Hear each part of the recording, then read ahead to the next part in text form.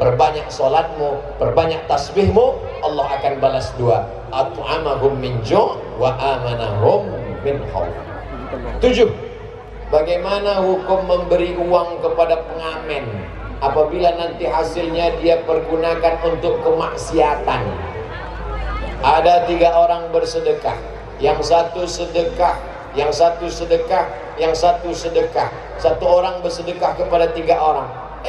Ternyata 3-tiganya orang tak betul. Yang pertama pelaku maksiat, yang kedua orang kaya, yang ketiga orang zalim. Kata orang, kamu sedekahmu mubazir, karena 3-3 orang itu tak benar, tapi dia tidak tahu.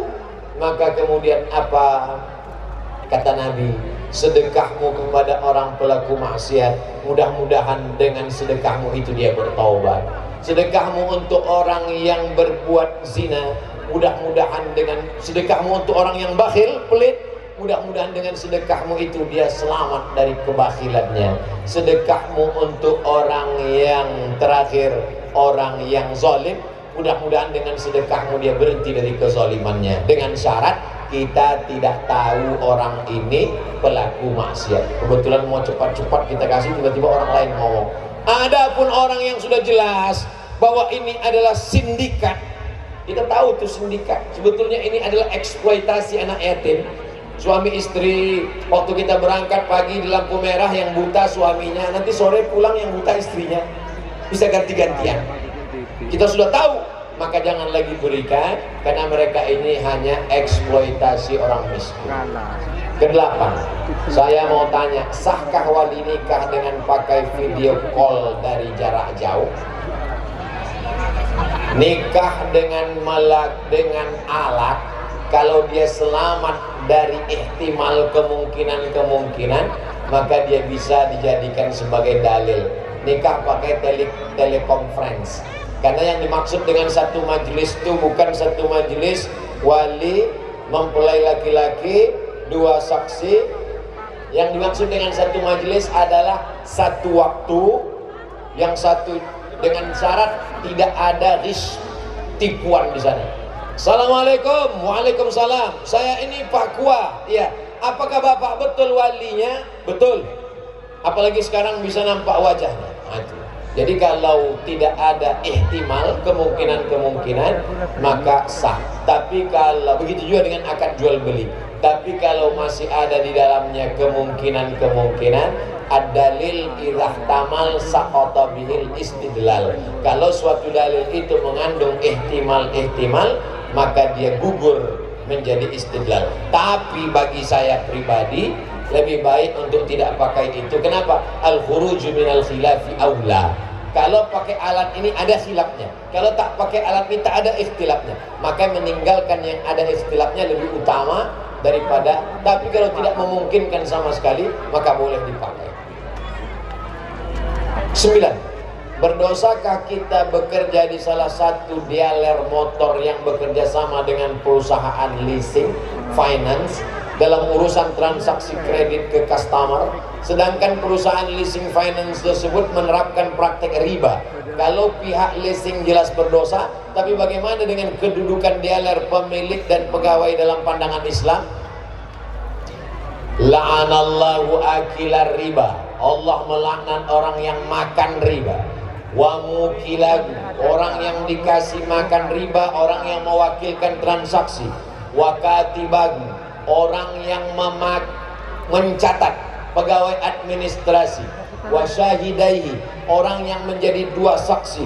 Kulluhum sawa, mereka semuanya sama. Jadi 4 orang ini yang terkait dengan riba tadi sama. Adapun orang yang tidak terkait langsung, ini yang 4 ini terkait langsung. Saya jual makanan, tiba-tiba datang orang beli nasi. Assalamualaikum Pak Ustadz, saya mau beli nasi. Saya nanya, ini uang kau ini uang riba atau uang halal? Ngamuk dia. Kita tidak perlu tanya, kenapa? Karena saya jual nasi. Nasi ini halal, maka yang dilihat di situ adalah nasinya. Jadi yang tidak terkait secara langsung, maka dia tak masuk. Adapun yang terkait langsung, yang 4 ini, maka masuk kategori haram. Jadi kalau Orang jual riba, dia beli semen, kita jual semen. Yang kita jual itu semennya, tidak ada hubung kait dengan pekerjaan si pembeli. Karena kalau si pembeli itu semuanya nanti ditanya, oh macam-macam, ada orang yang jual benda haram, ada orang yang dari hasil korupsi, ada orang. Jadi Islam tidak memberatkan. Yang kena hanya yang kaitan ring pertama yang langsung. Adapun yang tidak langsung tadi, maka tidak terkait dengan riba. Terakhir yang ke-10, dalam pepatah dikatakan kulil haq walau kana murran. Jika dihadapkan pada sebuah kejadian yang mana pada saat itu jika berkata bohong akan bersalah terhadap guru, namun jika berkata jujur akan kehilangan pertemanan yang sudah lama dibangun. Bagaimana kita mesti bersikap sebagai seorang muslim? Ini sebetulnya bukan nanya, mau mencari pembenaran. Kalau saya jujur Pak Ustadz, ini bohong ke guru, tapi teman ini Pak Ustadz, teman ini sudah buat salah, maka tidak bisa berbohong untuk menutupi suatu kesalahan. Maka disebutkanlah ra'suz dzunub al-kadzib, induk dari segala dosa adalah bohong. Satu bohong akan ditutup oleh 1000 bohong. Yang boleh bohong cuma 3 kasus. Yang pertama, ketika dalam perang, al-harbu khid'ah, perang itu tipu muslihat. Tiba-tiba perang, lalu kemudian saya masuk ke rumah jamaah, musuh kita datang, musuh kita nanya, ada Abdul Somad di sini, maka nggak boleh kasih tahu, tuh gua ke tempat tidur. Ada Abdul Somad di sini. Abdul Somad tidak ada di sini. Maksudnya tidak ada di sini, tapi ada di kamar sana. Itu namanya hilah, fikih hilah. Yang pertama, ketika berperang untuk menyelamatkan umat, itu boleh. Yang kedua, ketika mendamaikan 2 orang yang sedang kelahi, datang dia ke kita. Itu si Anu itu orangnya pembohong, penipu, nggak benar. Lalu kemudian datang si B. Tadi dia datang ke sini, iya. Dia cerita tentang aku. Satu pun nggak ada dia cerita tentang kamu. Maksudnya 1 nggak ada, tapi 10 ada. Untuk menyelamatkan 2 orang supaya jangan sampai kelahi. Yang ketiga adalah suami terhadap istri tidak pada perkara yang haram. Suami ibu pulang dari Surabaya bawa kain batik, lalu dia nanya, oh my darling, buah hati belayan jiwa, gimana pandanganmu tentang kain batik ini? Abang, seumur hidupku belum pernah melihat batik Ian Blue 78 seperti ini. Maksudnya jeleknya. Halo, nang Ian Blue 78. Tapi tak dia sebutkan dalam pada 3, menyenangkan pasangan bukan pada perkara yang haram, mendamaikan orang yang berkelahi pada saat perang, menyelamatkan. Lain daripada itu, maka bohong tidak dibenarkan, karena satu bohong akan menyebabkan menutupinya dengan bohong-bohong yang lain. Mudah-mudahan apa yang kita kaji pada malam hari ini menjadi bekal amal soleh, yang menyampaikan dan yang mendengarkan mendapatkan ridho taufik kebaikan dari Allah Subhanahu wa taala. Aqulu qauli hadza astaghfirullah li wa lakum. Saya sampaikan selamat milad 70 tahun Pesantren Al-Amin Perenduan. Mudah-mudahan Allah senantiasa menurunkan rahmat, ridho dan barakahnya buat keluarga besar Al-Amin. Wallahul muwaffiq ila aqwamit thariq.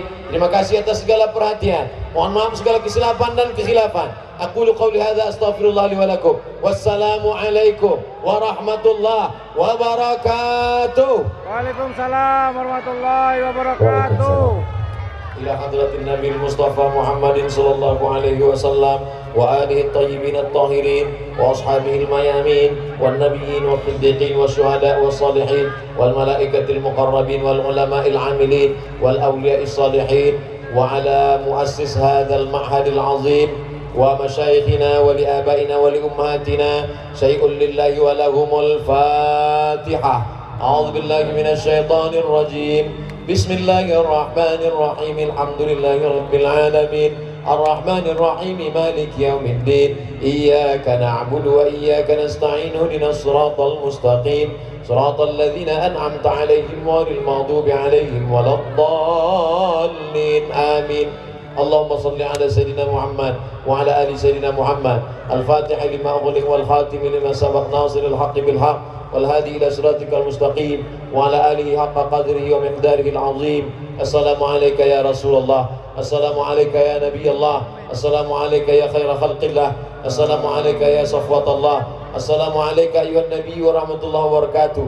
اللهم إنا نتوسل إليك بحق نبيك محمد صلى الله عليه وسلم وبسر الفاتحة أن تيسر لنا أمورنا وتقضي حاجاتنا تبلغ مقاصدنا وتغفر لنا ما مضى وأن تجعل هذا المعهد معهد الأمين معهدا عظيما مباركا فيه تخرج منه العلماء والزعماء واحفظ أهلا من اللهم احفظ هذا المعهد من كل كرب عظيم اللهم ادفع عنا الغلاء والوباء والفحشاء والربا والزنا والمنكر ما ظهر منها وما بطن من بلدنا هذا خاصة ومن بلدان المسلمين عامة اللهم بارك لنا في أولادنا وبارك لنا في أزواجنا وبارك لنا في كل ما أعطيتنا اللهم اجعل أبناءنا وبناتنا من الصالحين والصالحات من حافظ القرآن والحافظات من المجاهدين في سبيلك بأموالهم وأنفسهم اللهم إنا نسألك الهدى والتقى والعفاف والغنى اللهم إنا نعوذ بك من علم لا ينفع ومن قلب لا يخشع ومن نفس لا تشبع ومن دعاء لا يسمع اللهم أعنا على ذكرك وشكرك وحسن عبادتك لا تدع لنا في مقامنا هذا وفي ساعتنا هذه ذنبا إلا غفرته ولا هما إلا فرجته ولا دينا إلا قضيته ولا مسافرا إلا وصلته ولا مريضا إلا شفيته ولا ميتا إلا رحمته ولا راغبا إلا أنجبته ولا عازبا إلا زوجته ولا حاجة من حوائج الدنيا والآخرة لك رضا ولنا فيها صلاح إلا قضيتها ويسرتها يا أكرم الأكرمين اللهم أكرمنا ولا تهنا واعطنا ولا تحرمنا اللهم أوصل ثواب ما قرأناه من سورة الفاتحة إلى أرواح آبائنا وأمهاتنا وأجدادنا وجداتنا ولمشايخنا ولمن أحسن إلينا وخصوصا إلى مؤسس معهد هذا العظيم اللهم اغفر لهم وارحمهم وعافهم واعف عنهم وأكرم مثواهم واجعل الجنة مثواهم اللهم اجعل قبورهم روضة من رياض الجنان لا تجعل قبورهم حفرة من حفر النيران اللهم اجعل أهلهم من الصابرين اللهم اجعل ذريتهم من الصالحين واجعلهم من الصالحين واجعلهم من الصالحين واجعلنا من الذين يستمعون القول فيتبعون أحسنه اللهم اجمعنا معهم مع الحبيب المصطفى في جنتك العلى مع النبيين والصديقين والشهداء والصالحين وحسن أولئك رفيقا وصلى الله على سيدنا محمد وعلى آله وصحبه وسلم والحمد لله رب العالمين تقبل الله منكم منا ومنكم تقبل يا كريم.